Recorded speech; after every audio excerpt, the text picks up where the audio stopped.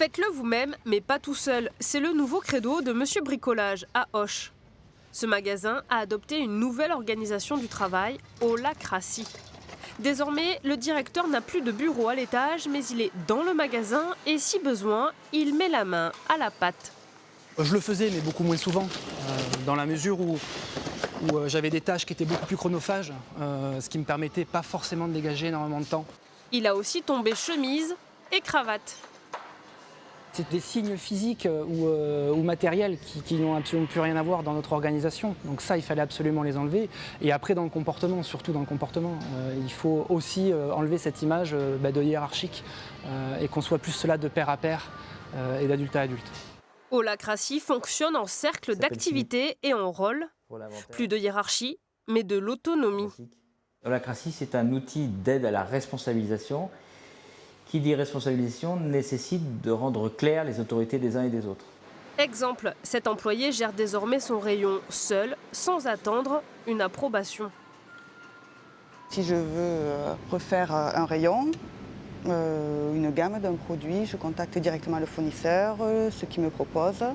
Et après, si je suis d'accord, je prends rendez-vous, je passe la commande moi-même. Je n'ai pas à attendre la validation d'un chef. J'en discute avec mes collègues quand même pour voir ce qu'ils en pensent des fois si j'ai un doute, mais après c'est moi seule qui prends la décision. Si certains salariés s'y épanouissent, d'autres sont un peu déroutés.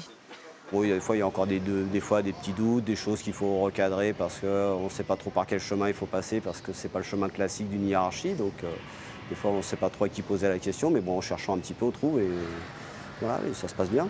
L'holacratie est née il y a 10 ans aux États-Unis. Plus de 1000 entreprises à travers le monde s'y sont déjà converties. Il faut compter entre 6 et 9 mois pour la mettre en place. Ici, la nouvelle organisation a démarré il y a 10 mois.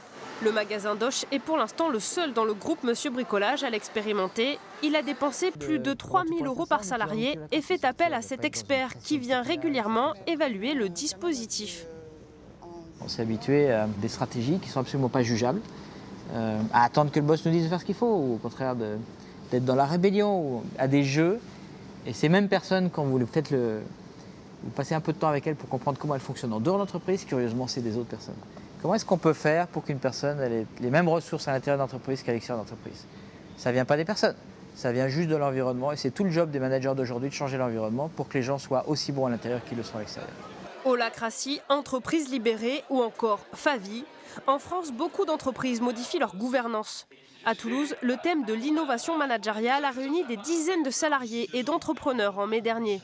Un effet de mode, pas pour ces spécialistes. D'après elle, l'entreprise joue sa vie.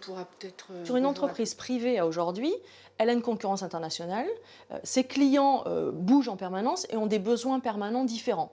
Si je fais comme avant en termes de méthode de travail, j'apporte donc les mêmes solutions, donc mes clients, je les perds. Donc je dois m'adapter en permanence. Pour m'adapter en permanence, j'ai besoin moi-même de travailler différemment, donc de déléguer, donc d'être plus créatif. Et les entreprises ne sont pas seules. De plus en plus de collectivités publiques réfléchissent à un nouveau fonctionnement.